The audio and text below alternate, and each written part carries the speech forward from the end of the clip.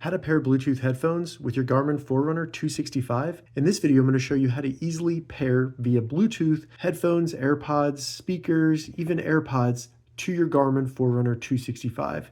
And if this video helps you, please consider giving it a like and also subscribe to my channel because that really helps me out. So to get started, we just need to open the menu on our Forerunner 265.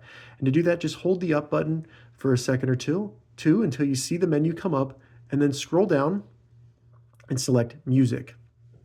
Once in Music, scroll down, select Headphones, and all we need to do is select Add New. Now our 265 is looking for headphones, so simply get your headphones and put them in Bluetooth pairing mode. Now usually you hold down the power button for a couple seconds until you see blinking, maybe blue and red. With the AirPods 4 here, I just double tap the light until it turns white. Then get my Forerunner 265, and it may ask me to keep looking, so I'm going to go ahead and confirm that with the start or stop button. It'll keep looking for headphones.